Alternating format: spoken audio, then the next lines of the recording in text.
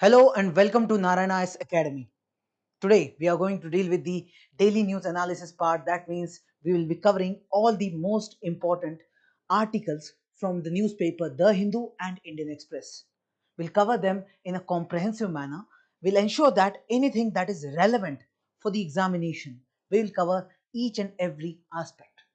Okay. Now before we start, one quotation for you. Every accomplishment, it starts with the decision to try. Those who do not even try, you can't expect any kind of accomplishment, any kind of success. Those who try, only they will either get failure or get accomplishment. And if you're thinking about any kind of success in life, you will have to try, at least give it a try. Okay, so with this, let's move ahead. One notification from the Narayana's Academy that our 1 year and 2 year courses are active. Any student who is interested can actually go through the website. All the details regarding the courses, 1 year course as well as 2 year course, both are provided on our website. You can go through this QR code which is provided over here, and also you can reach out to the website through the link provided in the description box. Okay, now moving ahead, let's look at the articles that we are going to take today.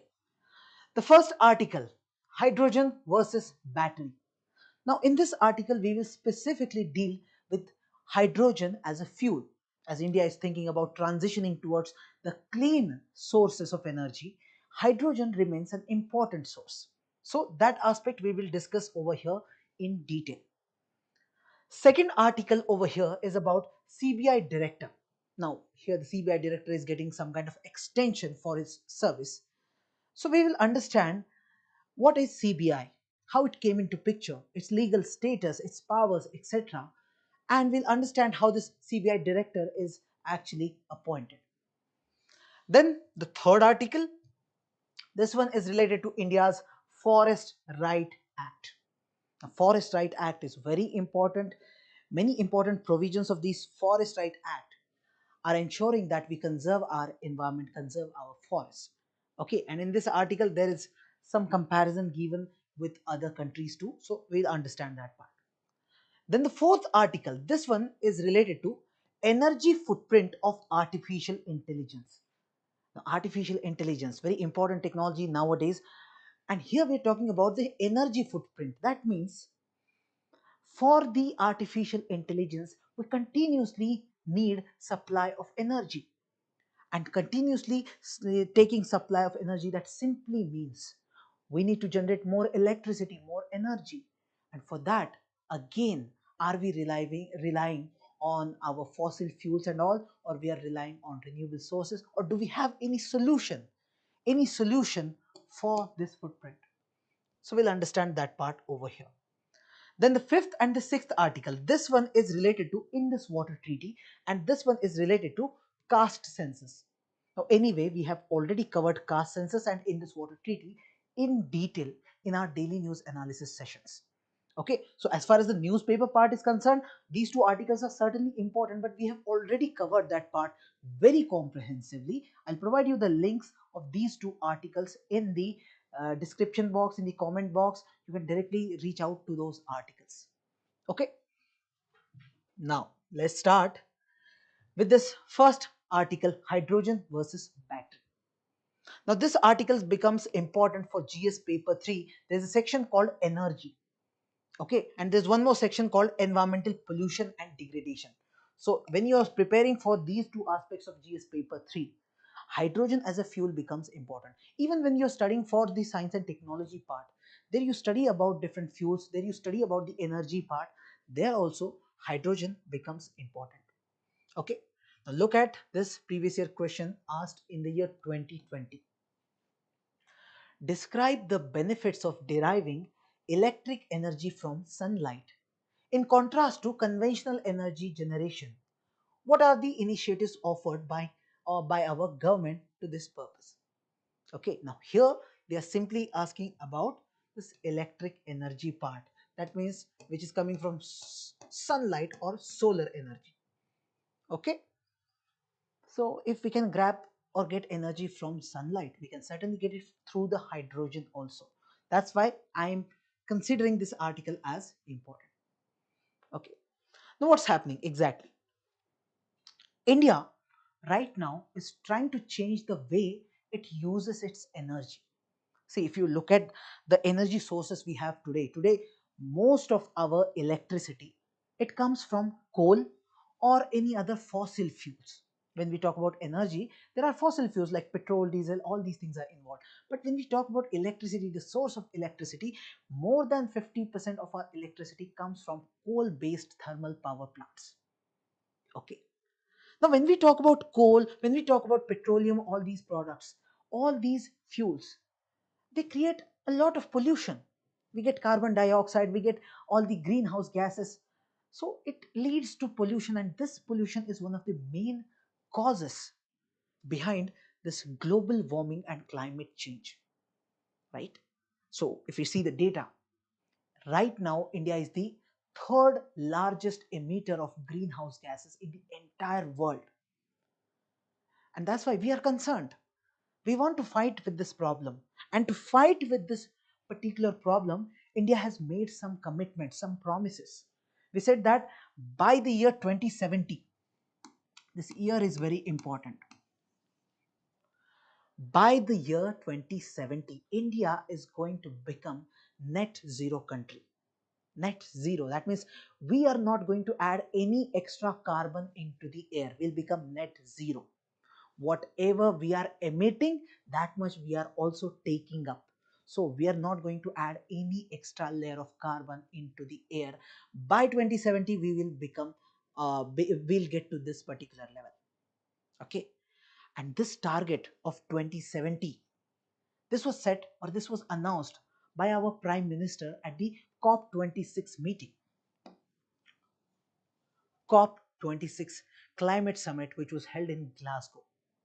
Okay, so this is an international commitment that we have made, and certainly we are going to make efforts to adhere to our commitment. Okay, now to achieve this particular promise or this commitment or this objective, India will have to shift to the clean sources or green sources of energy. Now this will include your solar energy, wind energy, or hydropower, that is using the water, or even your nuclear power. Okay, these are already there part of our energy sources, but these are not enough. They have some limits. For example, you see solar energy or wind energy, somehow they depend on the weather. So you can't get the wind energy every time 24 by 7. It's not possible. Same is the case with the solar energy. They don't work all the time. Even when we talk about hydro energy, or let's say the nuclear part, they also have some kind of challenges. When it comes to nuclear, it's not going to be that easy. So India right now is looking at hydrogen.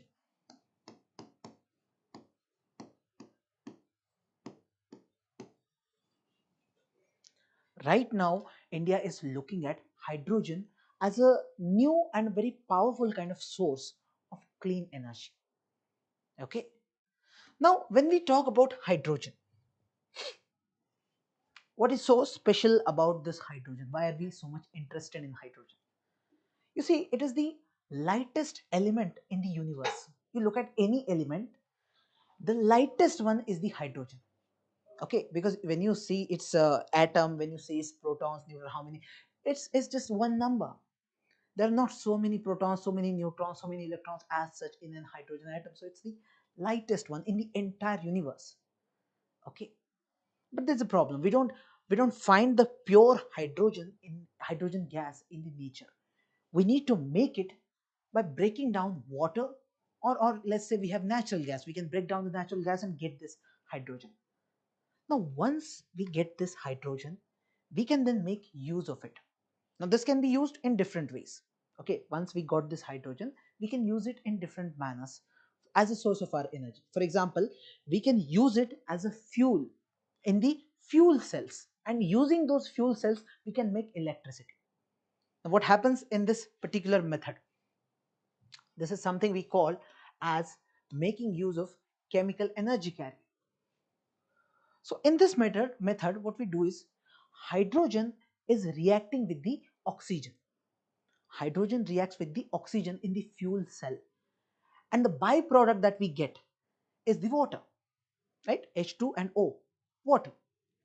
So you see, when you use fuel cell instead of any other engine with petrol or diesel or anything like that, from where you get carbon dioxide and all, here you will get water. So it's very good. It's very good. There is no smoke, there are no harmful gases coming out of fuel cell as such. Very good thing. Now secondly, what we can do is with this particular hydrogen, we can burn hydrogen just like petrol or diesel. Okay, this is the second method that we call as combustion. We can use it as a combustion fuel just like petrol or diesel. But this method is, I would say, less common because it's very hard. It's very hard to control this kind of hydrogen, and there are some safety risks involved. That's the reason it is very less common. Okay. Now, when we specifically talk about that fuel cell method, that is better, that is commonly being used nowadays, is considered to be very clean also, very efficient also, and that's why it is getting more attention nowadays. Many countries are looking at fuel cell, this part, using fuel cells, using the chemical energy part. This is being considered a lot by many countries nowadays. Okay. Now, this hydrogen, it has got many what we say as advantages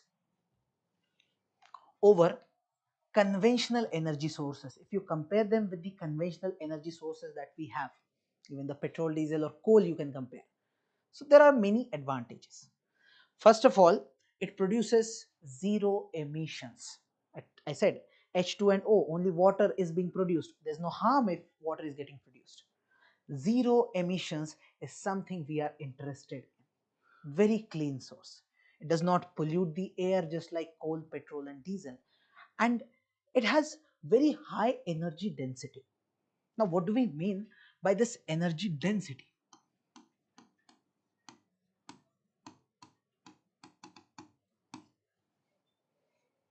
So if you take a small amount of hydrogen, it will give us very large amount of energy. So if you compare it with petrol, coal or any other fuel, you will see that if you take just 1 kg of coal and 1 kg of hydrogen, now you compare the amount of energy you are getting, you will be getting 2-3 times more energy from this hydrogen. When the quantity is even same, still you are getting more. That's why I'm saying the energy density is very high. Okay. Then we also say that hydrogen is a versatile element. It's very versatile. It can be used in many areas. So you can use them in cars, use it in buses, factories, homes, even for power generation you can use this hydrogen. Okay. Then another big benefit, energy storage, decentralized production. So hydrogen helps us solve the storage problem of renewable energy. Solar and wind power, they're not available all the time, but the extra energy they produce during the day, that can be used to make hydrogen, and this can store and use later. Okay, so whatever extra energy we are getting from, let's say, solar in the daytime, we're not using it, we're going to use that energy to make hydrogen and store it and use it later on. Okay, so this is why we call as energy storage is very important dimension. And also this hydrogen can be produced locally near the place wherever it is actually needed. At the local level you can do this thing, and this is going to help us reduce the loss of electricity during the transmission, because whenever you're making electricity through a coal based thermal power plant, you made the electricity, now you're transmitting it to a very far away location, let's say 5 kilometers from here. When you're transmitting, lot of electricity gets reduced, or what we say is we are anyway wasting that electricity in this transmission itself. But as far as hydrogen is concerned, we can make it locally, so you don't need to go for that transmission for long duration and loss of electricity as such. So this is a good thing. Now, although these good things are there, but We can't say that all the hydrogen is always clean. It's not like every hydrogen that you're using as fuel, it's going to be clean. No, it's not like that. So here we see we have different types of hydrogen. Now actually what happens, hydrogen is given different colors. So hydrogen is given different colors, and these colors, they depend on how this hydrogen is produced. Depending on that aspect, we have given it a color: gray hydrogen, blue hydrogen, green hydrogen, black, pink, turquoise, yellow, etc. Okay, so when we say green hydrogen, very simply we can understand that it is the cleanest hydrogen, and this one is made by using renewable electricity. Okay, it is made by using renewable electricity to split the water into hydrogen and oxygen. Okay, this process is something we call as electrolysis. You must have heard about this term. This is your green hydrogen. Then your gray hydrogen, it is made using natural gas. So when you're using natural gas, you might say, sir, it's good, no, not a problem, but it emits a lot of carbon dioxide when you go for this process. So is gray hydrogen really good? You have to think about it. Then your blue hydrogen, from the blue word you can understand. Now here blue is very similar to gray, but there is one difference. Here the carbon is captured and stored. So as compared to the gray one, this one is better. This one is better because it pollutes less as compared to the gray hydrogen. Then we have this black hydrogen, which is made up of coal. From black you can understand it's related to coal, and obviously it is very harmful. It's very harmful for the environment. This hydrogen is not really good. Pink hydrogen, it is made using nuclear energy. Pink we associate with nuclear part. Then turquoise, the source is natural gas.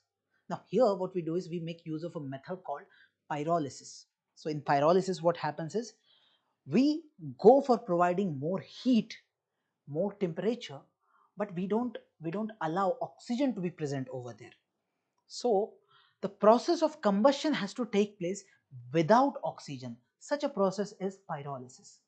Okay, so such a process is over here where we get turquoise hydrogen. And the last one we have is yellow hydrogen. Now this one is made using solar energy, yellow hydrogen. Okay, now when we look at all these types of hydrogen, out of all these, I would say this green hydrogen is the best for the environment. Okay, but there is one problem.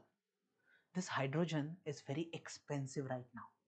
When we talk about green hydrogen, I'm saying it is highly expensive at this moment. Okay, good. Now if you see some global developments around the world, there are many countries who are taking hydrogen very seriously, and here Europe is actually leading when it comes to green hydrogen projects. So they have this EU Green Deal, under which they are leading in this green hydrogen projects, or where they are producing green hydrogen. Okay, so Europe is leading. Then we have got China. China is investing very heavily in the hydrogen vehicles and hydrogen production. Then we have got Japan and South Korea. Now this Japan and this South Korea, they are using hydrogen in their trains, in their public transport, which is a very good example for us. And at last we have United States of America. USA is actually building hydrogen hubs under its this bipartisan infrastructure law. They're building these hydrogen hubs. So they also have got big plans. All these countries, they're working really hard to make hydrogen part of their clean energy source, clean energy future, we can say. And here in this competition, India is also joining this particular race with its some of the bold steps, we can say. Okay, So as far as India's journey is concerned or the government initiatives are concerned, India started its hydrogen journey in the year 2003. So we have this National Hydrogen Energy Board, if you have ever heard about it. This board was set up in the year 2003. Now after that we see a major step taken in the year 2023.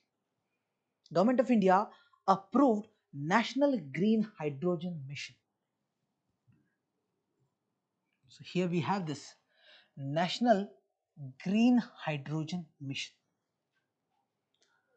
Now you see, this mission is important because government decided that we are going to make arrangement of funds for this mission, and the amount is supposed to be somewhere in the range of 20,000 crores, or to be more specific, it is 19,700 crore rupees, somewhere in this range. Yeah, here we have the amount, 19,744 crore rupees. Such an amount is already announced by government under this mission. And here, obviously, when you're spending so much amount, that means your goal is not something very small as it is going to be very big. Government said by the year 2030, India aims to produce 5 India aims to produce 5 million metric ton MMT million metric ton of green hydrogen every single year. So by 2030 we'll become capable enough to do this thing. Every year we'll produce this much green hydrogen. And we also plan to build 60 to 100 gigawatts of electrolyzer capacity and 125 gigawatts of renewable energy just for the green hydrogen. Okay. Now this mission is expected to create more than 5 to 6 lakh new jobs in India. That's going to be very good. It's going to save 1 lakh crore rupees in imports, because right now we are dependent on other energy sources. When we produce hydrogen, somewhat our import bill is going to reduce, which is very good, right? And even right now, it's not like we have only this mission at the central level. There are many state level missions which are also going on. For example, we have states like Kerala, we have states like Gujarat, Maharashtra, Ladakh, the Union Territory of Ladakh. These states, these UTs, they've already started their own hydrogen projects. And there are many companies involved like this NTPC, IOCL. They're testing these hydrogen buses. They're setting hydrogen fuel stations. So overall, when you look at all these things, yes, we are going in the right direction. Even we are going for international collaborations. So India is working with many countries, like we are working with Germany, we are working with Japan, European Union, UAE, and with this collaboration, we're trying to create global hydrogen trade routes. So this is something very interesting development that is happening right now. Okay. Now you must understand why hydrogen is very important. Okay, although we have covered that aspect substantially, but still you should know this basic aspect, as in why it is so important, even when we already have solar, wind, hydro, nuclear energy, etc. All these are clean energy sources and they have got some limits, we said. And solar and wind, they depend on weather, we said. They don't produce power at night or when the wind is calm, and this causes some kind of gaps in the electricity supply. When you talk about hydropower, it needs rivers and dams which are only available in certain places, and causes some kind of ecological damage when you're starting your hydropower project, etc. It displaces many flora, fauna, even many people also. When you talk about nuclear power, it provides steady supply of electricity, but it's not that flexible. You can't do it everywhere. It cannot be increased or reduced very quickly when it comes to nuclear. So it's tough. When you're using batteries, they're needed to store renewable energy, but they are costly and they depend on rare materials like lithium. When you talk about solar and wind plants, they also require large land areas.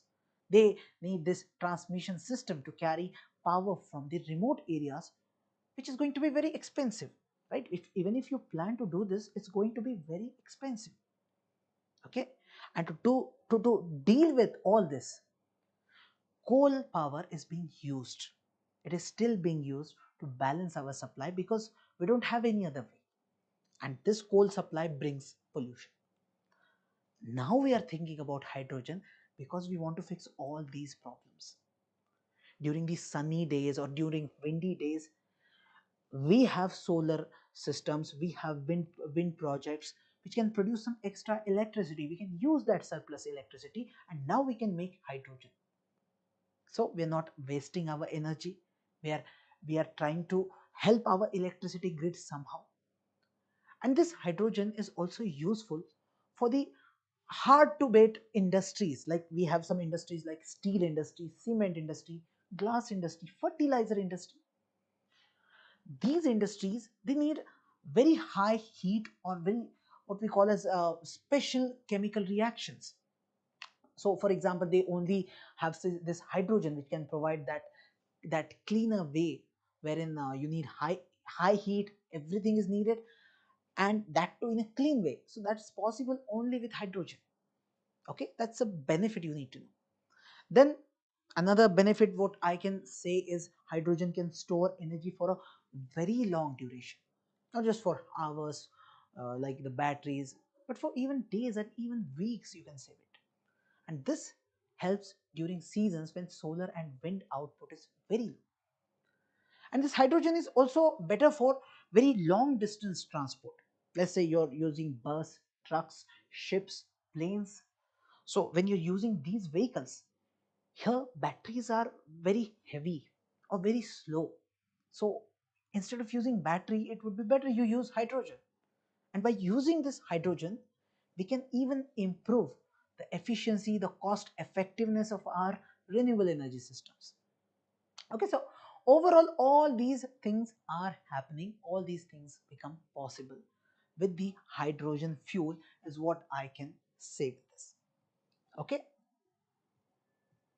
so overall, in conclusion, this hydrogen offers India a very, what we say, very powerful path to the clean energy. It solves many of our problems that other sources they cannot. It helps in the storage, transport, industry, grid balancing, all these things. And India is already taking very strong steps through its green hydrogen mission. Okay, so let's hope that we are going to do really well in this particular field, in this particular dimension, and hydrogen is our future fuel, is what we can say at the end. Okay, that's all about hydrogen. Now we have the second article of the day. The second article is related to Central Bureau of Investigation, that is CBI, about which you should have a really good idea. Now for prelims this article becomes important, for mains GS paper 2 where we talk about statutory, regulatory and various quasi judicial bodies, there also this topic becomes important. Now I'll show you the previous year question which you should certainly read. I'll give you 5-10 seconds. Please read this particular question. Okay, please read.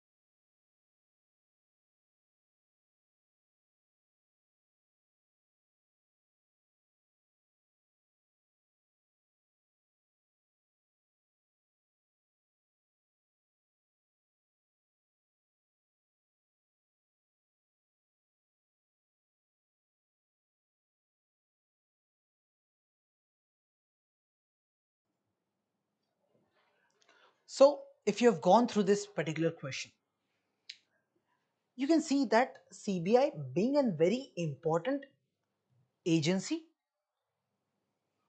we must have a brief idea about it, because the idea of federalism comes into question because of CBI, wherein many a times state governments they complain that CBI is trying to come to our state when even when we have not given our consent for CBI to come here. So some tussle between the central government and state government because of CBI we see. Okay, so you should know this part. Now what's happening? The news we all know. This Praveen Sood is the current director of CBI, and we are saying that the news that we have got is he's likely to receive 1 year extension. That's the news. That's the reason we are reading about it. Now, first of all, we should know about Central Bureau of Investigation, that is CBI. CBI, we can say it is India's top investigation agency. Whenever we are investigating any case, we say that give it to CBI because CBI is at the top in dealing all these things. So it is going to deal with many problems like you have some serious crime like corruption case, economic fraud, or any special criminal case. Let's say government decided that we'll give it to CBI, they can give it to them. There's no particular categorization that only for this particular case we can give it to CBI. No, there's no such case now. Now, this CBI is very widely known and very widely respected. But the problem is many people do not know how it was actually formed or how it exactly works. So if I talk about its origin, it goes back to World War II. The year is 1941. So initially it started or it began with this Special Police Establishment SPE. So what happened exactly at the time of World War II? In India, we had this war and supply department, and the government was concerned about the corruption and bribery that is taking place in this war and supply department at that time, obviously British government. So they decided to create this special agency to investigate these cases. Okay, this is your special police establishment.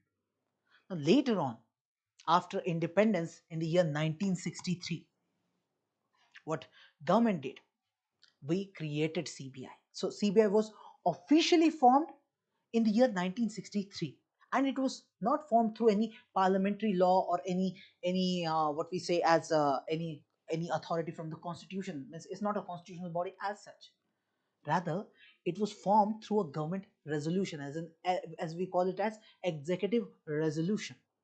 And actually, what happened earlier, there was a committee which gave a recommendation for making this kind of an agency. So the name of that committee you should know, Satnam Committee. Okay, try to remember this thing. This committee recommended. That's why we thought that we should create this kind of an agency. Okay. Now we are saying this CBI. It is not a constitutional body.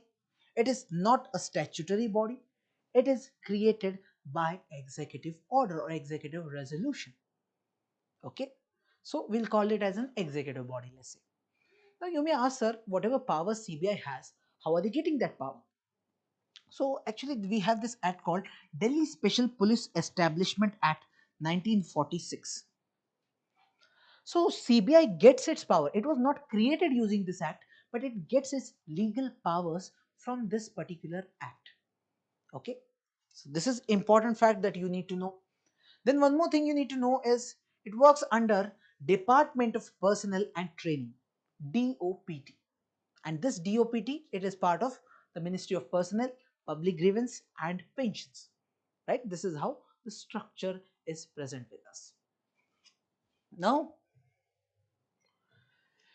if we talk about its powers, its jurisdiction, etc. So the jurisdiction of CBI, it actually depends on the location. Let's say you have got some union territories like Andaman and Nicobar, or let's say Ladakh or Lakshadweep, etc. So in case of these union territories, CBI can go and operate very freely. Nobody is going to question them. They can directly reach out. Okay, because anyway, it's an agency which relies with the central government. Okay, but when you go to states, there comes the problem. When you're going or the CBI is going to any state to investigate any case, they need to get the consent of the state government, and this is clearly mentioned in this Delhi Special Police Establishment Act. There's section number 6. Under section 6, it is mandatory for them to get the consent from the states. If states don't give you consent, you can't go and investigate cases. Now here we have two different consents. One is called as general consent, other one is called as case specific consent. General consent means it is the consent which is given on a general scale, wherein if this consent is already given by the state government, that means CBI can come to that state anytime for any case. They don't need to ask to the state government every time. Let's say suddenly, let's say UP government has already given this general consent to CBI. Now, for any case, CBI will not take any permission from state government. They'll directly go to UP. Okay, but there's a possibility that any state has not given this general consent or they have withdrawn that consent. Let's say West Bengal has withdrawn this general consent. So now if you want to send CBI to West Bengal to investigate any case, you have to first take permission from the West Bengal government. That's what we call as case specific consent. For specific case, you have to tell them, they'll give the permission. Okay, and it's different from the general consent. Clear? Now there is one exception to this. Although we have this section 6 of DSP Act, all these provisions, consent provisions are given. One exception is there.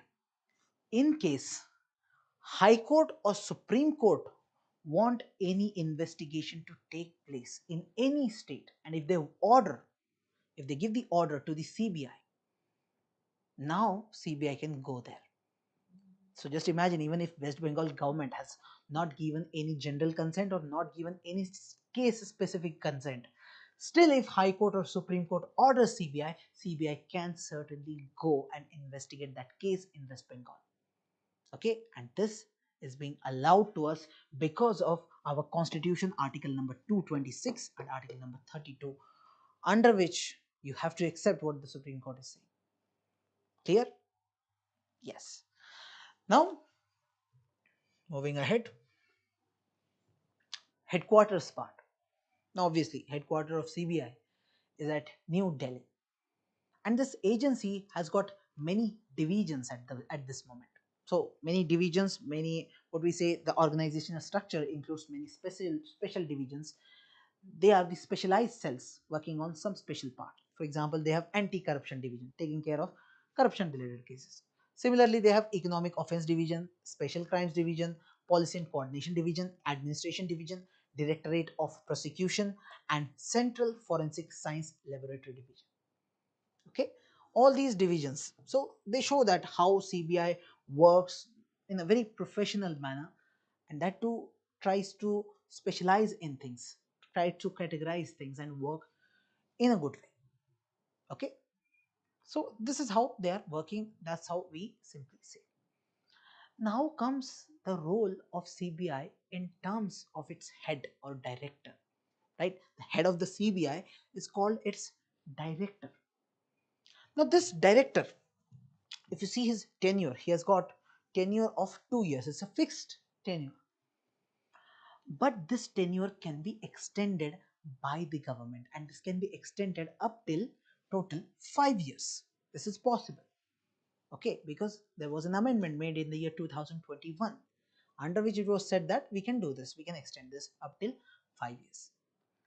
Now if you want to remove this director, it's not going to be easy. If you want to remove, you need approval from ACC, that is Appointments Committee of the Cabinet, and that too, this approval should come from the president's side, that is the President of India. So it's not going to be easy if you want to remove him. And even if you're appointing any director as such, there also many major members are coming into picture. So one committee is made. This committee is made up of total 3 members. These 3 people are going to decide who will become the CBI director. So we have Prime Minister who is going to chair this committee.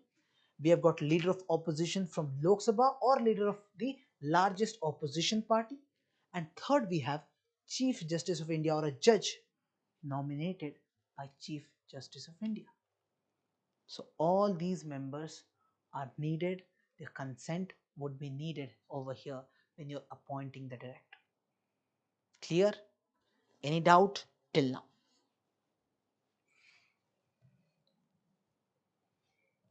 No? Now let's talk about the functions of this agency. So see, CBI handles many types of cases. It investigates corruption related cases under the Prevention of Corruption Act. It looks at economic crimes like bank frauds, financial scams, corporate frauds, all these things. In some situations, it is even asked to investigate some special crimes. Let's say there's a murder, terrorism incident, organized crime. So all these can be referred by state governments or courts or central government or whatever. All this is possible. And this CBI also works with other agencies. Let's say it works with CVC, it works with police forces, etc. Even we have got something called Interpol, right, at the international level. Now, CBI acts as the nodal agency from India's side for the Interpol. So, Interpol will take care of this global policing or coordination of global policing. So, CBI will play an important role. So, whenever, let's say, this Interpol is giving a red corner notice, or let's say they're giving this extradition request, or transnational crime coordination is needed, for all that, they are going to coordinate with CBI. So, if a criminal runs away to another country, the CBI is going to work with Interpol to bring them back to India so that the court trial can go. Okay, so that's all you need to know about CBI, that is Central Bureau of Investigation. Done. Now, the next article, that is the article number 3, India's Forest Right Act stands apart from exclusionary laws globally. So we need to know about this Forest Right Act. Now this is important for GS paper 2, also GS paper 3 as environment part is also over here. Okay, now please read this previous year question asked in the year 2019, and here you have this Indian Forest Act 1927. Please read. I'll give you 5-10 seconds. Please read.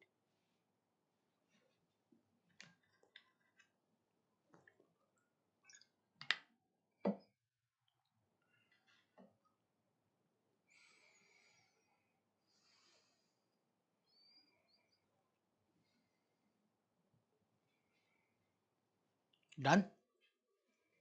Okay. From this question, we get an idea what kind of questions are asked in the exam from such topics.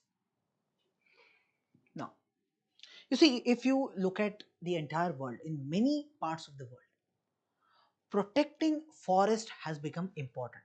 But for people or for country, for governments, when they say that we are going to protect forests, they mean that they have to keep the people out of this forest. So conservation efforts, whenever they are taking, is seen like local communities are a threat to these forests.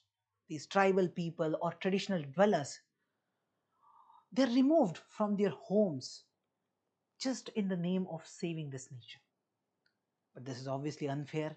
These people have lived in this forest for generations, and they use these forest resources very carefully. They are not actually exploiting these forests. They protect the wildfire, also they protect the wildlife, they protect the trees. So you can't call them as wrong as such over here. Okay? But what we are doing, we are still treating them as if they are outsiders. Right? So when you talk about Forest Right Act, so we have this Forest Right Act, India's Forest Right Act 2006. This has changed this old kind of thinking that we had, and it respects the people who used to live in forest, the forest communities, and it gives them some legal rights. So for this act, they are not the destroyers of the forest, they are rather the guardians of the forest. They are saving the forest. Okay, so this idea you should have, the basic idea about Forest Right Act. Now, this act was specifically passed to fix this kind of historical injustice that was there. Tribal communities and other forest dwellers, they had no legal documents as such. And even though they had lived in the forest for centuries, the law did not recognize that because there was no document. This Forest Right Act 2006, it gave them official rights over their land and over these forest resources. So this law, it allows these people to collect the firewood, to collect fruits, to collect other forest produce from the forest. It gives them the right to use the forest land for their homes, for their schools, for their basic needs. And this law also protects them from being removed from their fair compensation or any proper rehabilitation which they deserve to get. Okay, so this law, FRA, we call it, in short we call it FRA. It was passed by Ministry of Tribal Affairs. Passed means it was enacted, obviously passed by the Parliament. So it was enacted, it was enforced by Ministry of Tribal Affairs, and it works along with another law which we call as Land Acquisition, Land Acquisition, Rehabilitation and Settlement Act 2030. So both laws are going to work parallelly. Together, these laws protect the people from being evicted without any kind of justice. They'll not be removed as such. Okay. Now, when you talk about FRA, you have to remember that there will be some role played by Gram Sabha.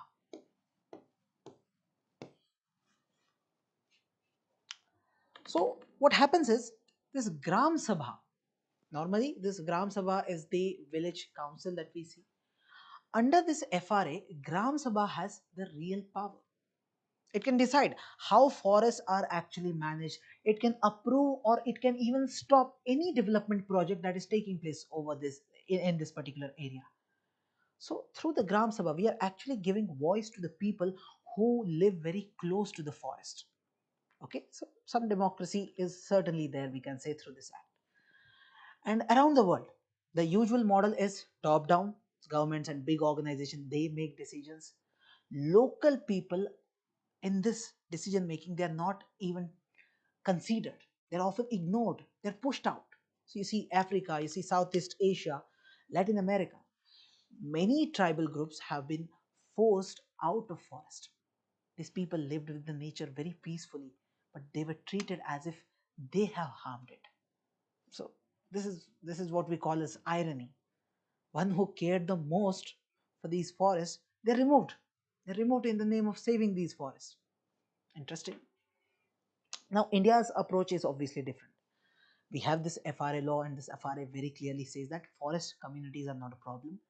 They are part of the solution, and it supports the community-led conservation. It allows people to protect the forest while also meeting their needs.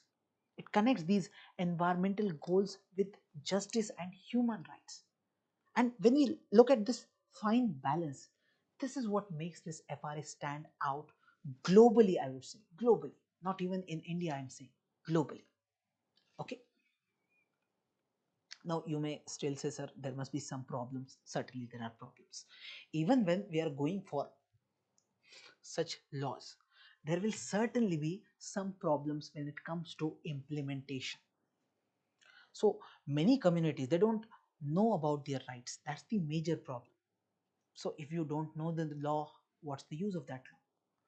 Then there are delays in recognizing their claims. Even if they make claim, there are delays in the implementation. Sometimes these government officials, they reject these claims very unfairly. They have got the power, they do this. And if you see these other forest and wildlife laws which are present apart from this FRA, sometimes these laws clash with the clauses that are mentioned in FRA. So there is a lot of confusion, there is a lot of conflict, right? This also happens. In some places, forest departments, they're not willing to give up the control. They want to just control it. They don't want to give that control to the grams about the people. And all these problems, they slow down the full success of this FRA law is what we can see. Okay, so there are certainly problems, there are certainly challenges. But I can say still there is some hope in many villages where this FRA has been properly applied. Forests are doing better. Wherever FRA is somewhat applied in a decent manner, right now I can say these forests are really doing better. So many communities, they are growing trees, they are stopping the illegal logging, they are protecting animals.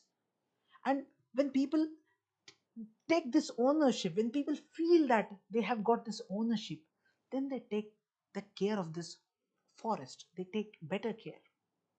Okay, so what we call it as rights based conservation method. This is what is working right now over here. So it is helping both the people and the nature. And as far as India's experience is concerned, we can say that our experience clearly shows this thing. And to make our FRA stronger, more things are needed. We have to do some more things. So awareness is needed in the forest people, forest communities. We have to go for some campaigns. Our officials, they should be trained so that they can support this law. They should not control all this thing every time. All the forest related policies, those policies should also support the rights which are given under this FRA to people, the forest dwellers. Okay, and data about the claims made by people, or let's say these forest dwellers, whatever usage they are having, whatever they are using, that should be made very public, that should be very transparent. This is how you can actually make some good contribution. And this FRA should be included in India's climate and biodiversity plans. When rights and this conservation will go hand in hand, I think we'll get some really good results for everyone. It's not like only for forest dwellers, for everyone. Okay, that's all. That's all. Now, the fourth article. Now, this one is related to artificial intelligence. This is very easy article, I'd say. Important for prelims as well as mains GS paper 3. Now, again, I'll give you this previous year question to read. Okay, please read.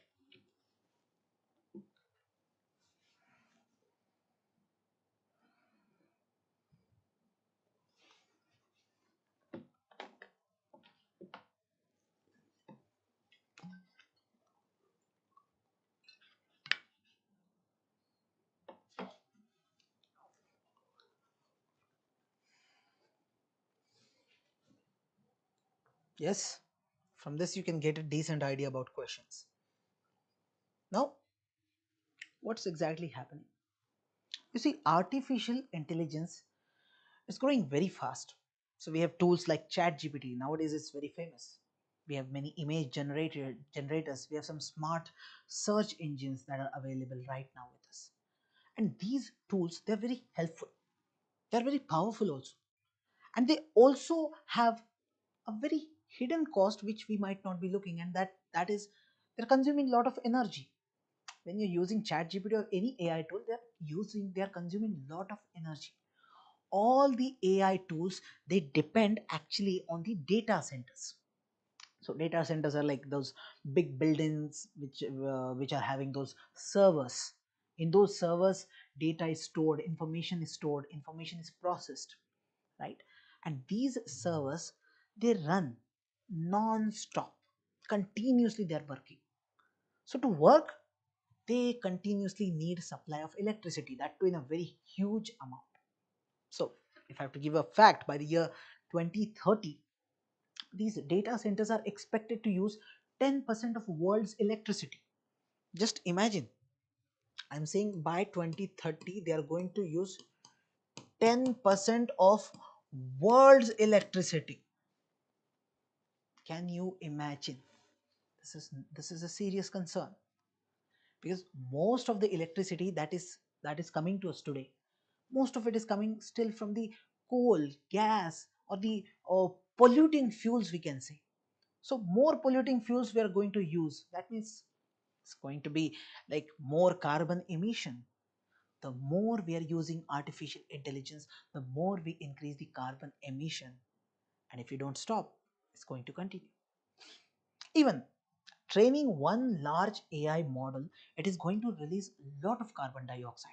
So in some cases, this training one model can produce as much carbon dioxide as 5 cars are going to emit it in entire lifetime. Can you imagine? This is even possible. And the energy demand, it does not stop just by this making of this module and all. Once you make one model, you're going to train this model. After the model is trained fully, it still needs some power to run, to respond, because many people are going to use it. Millions of users are there, every day they're using it. So whatever they're asking for, this model is going to provide. And for that also, for responding also, this model needs energy. So this constant power, this constant power which is needed, which has to be provided, adds to the pressure that we already have in terms of environment. So while AI is helping our businesses or our people also, it's creating this carbon footprint that we cannot ignore, is what the core argument of this article is. Okay, this is the core argument. Now, in case we want to deal with this, what we need is, first of all, transparency in the AI sector. So first of all, we should focus on transparency part.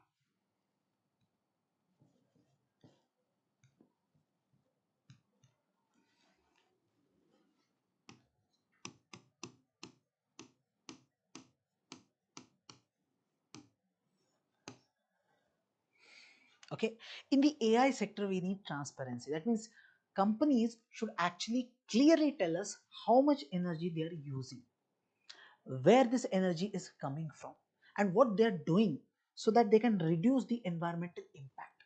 So just like we have these privacy laws that protect the user data, now we need some rules.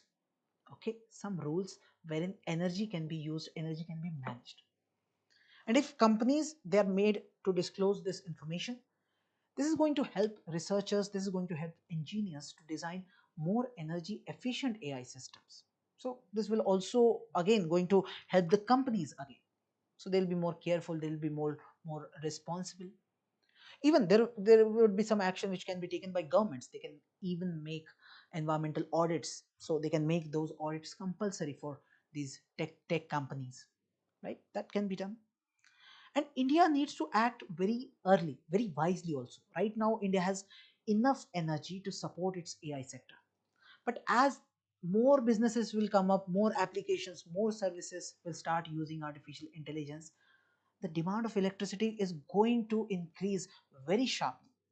And India also wants to become the global hub for the technology, for the data. If you want to do that, we must match our digital growth with that of our clean energy goals also. We can't afford to grow one at the cost of the other. This is not good. Okay. Now, one of the solution provided in this particular article is to make use of something called SMR, or small modular reactors. You must have heard about small modular reactors. These are what we call new type of nuclear power technologies, with technology that we are using, wherein we have smaller and very simpler traditional nuclear power plants. Larger traditional power plants, can you compare them with the smaller modules, right? So their size is small, so they can be set up near any data center or even in the cities, and here you can produce the power. So these SMRs, they produce clean electricity because we're using nuclear power. So all day and night you can produce electricity, no issues, not like solar or wind energy as such. And this is making these SMRs ideal for meeting this constant power demand which will be there because of artificial intelligence system. And obviously because there's no carbon emission over here, so we are okay with the environmental part. Now another advantage that these SMRs are providing is the cost part. In India right now, the cost of electricity from SMRs, it can come down from 10 rupees to 5 rupees per unit. This is possible if you have the scale. And that's why we're calling this SMR as affordable also. It's going to be attractive for people. And these SMRs can be built very close to wherever power is actually being used. So we have data centers. What we'll do is we'll make SMR very near to that place. So what will happen again, for transmission, whatever electricity gets lost, here the loss will be very much reduced because you're not transmitting it for very long distance as such, right? So we call it something called a grid resilience. We are actually improving something called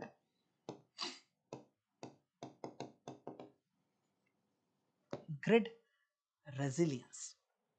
Okay, so they're clean, they're efficient, they're practical, but there is one concern, that is safety. Whenever we talk about nuclear power, safety concern is there.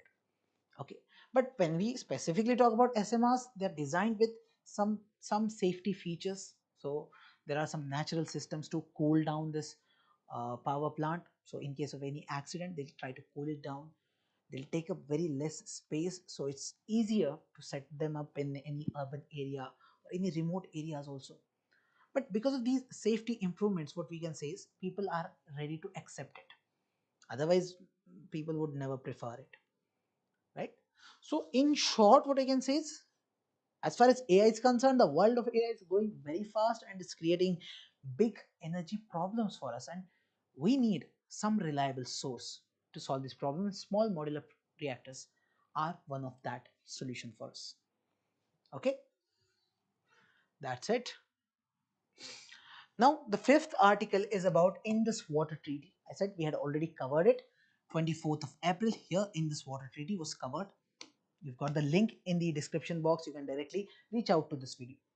Then Cast of characters. This is about the caste census which was covered on 2nd May 2025. Very comprehensive. That also you can deal. Okay. Now let's look at some of the practice questions. India has committed to net zero emissions by 2070. Critically analyze how hydrogen energy complements other clean energy options to meet this target. So 10 marker question, very easy. You can start with this net zero emission target of India set in COP26. Very good introduction. In the body part, talk about how this hydrogen complements other clean energy sources. So all those things like this grid stability part, decarbonization, long duration energy storage, whatever importance we talked about, that part can be mentioned. And challenges also, which we have already discussed, can be mentioned. In conclusion, you can say hydrogen is anyway hydrogen which is a future fuel, you can say.